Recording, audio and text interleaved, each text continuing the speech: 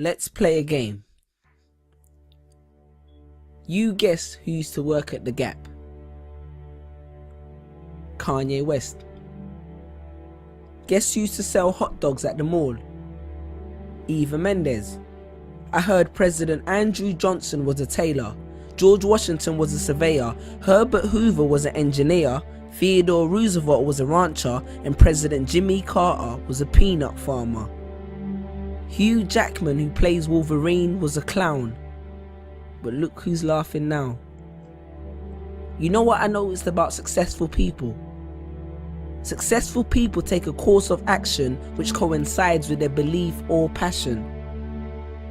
Put your hand up if you work a 9 to 5, or 5 to 9, or just any job which you don't enjoy but takes up half your time.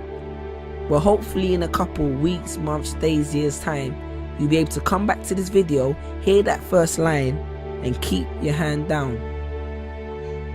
Because how many times have you visualized taking a pen from the manager's desk, or the one the cashier keeps behind the till, the one your supervisor places it strategically in their hair, or the one the security guard keeps behind his ear for extra intimidation, and writing your resignation? Because there's nothing wrong with making an honest living, but be honest, are you honestly living? With this menial job which allows you just to stay afloat, yes, a job, a job, which leaves you just over broke every single month, living your life just for the weekend, living life just on the weekend, because the other 5 days belong to your manager.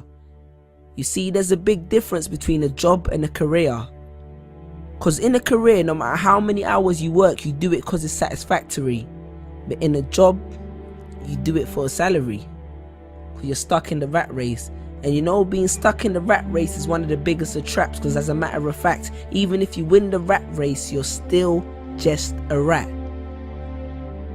See, I understand the need to have a job temporarily, but pursue a career eventually.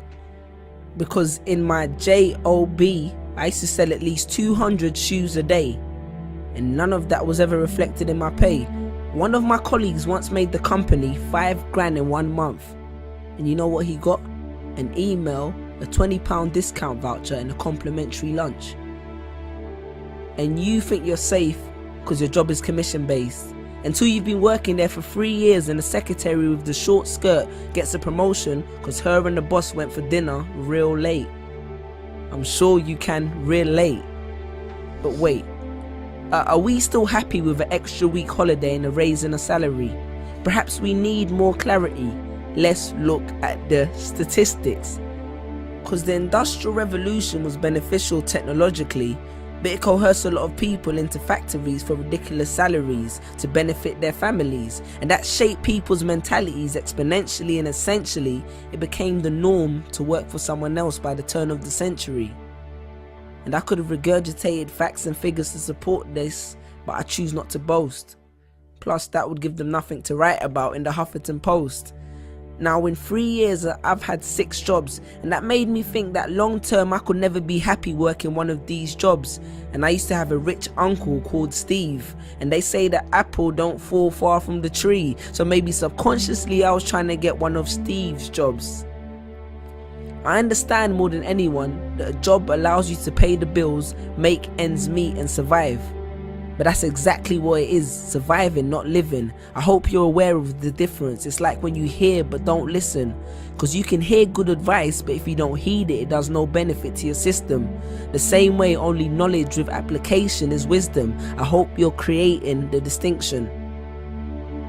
Sean Corey Carter said it best. 9 to 5 is how you survive, and I'm not trying to survive.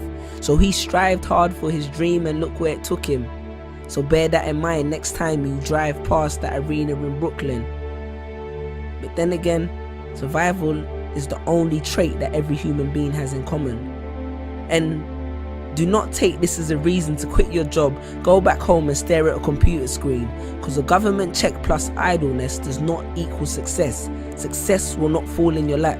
In my family we have a saying. It says, if you really want to grow trees, pray for rain, but don't neglect to water your seeds. Chase your dreams. Because I wrote this on the back of a pay slip on a late shift, the grave shift of slave ship for makeshift wages.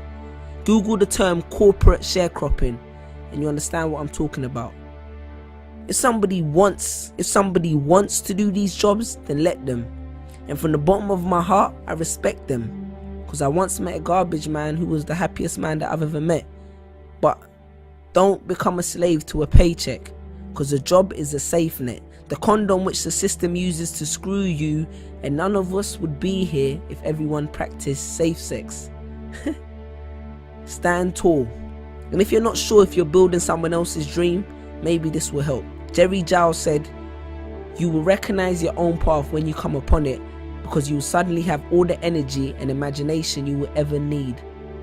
And don't be afraid to innovate, because it's not about how much change you make, but rather about how much change you make. Because a business that makes nothing but money is a poor business. So you decide what your life is worth, your passion or your paycheck. Because your playing small does not serve the world. Because what is our deepest fear? It's not that we're inadequate. Our deepest fear is that we are powerful beyond measure. Confucius. Choose a job you love and you will never have to work a day in your life. Peace.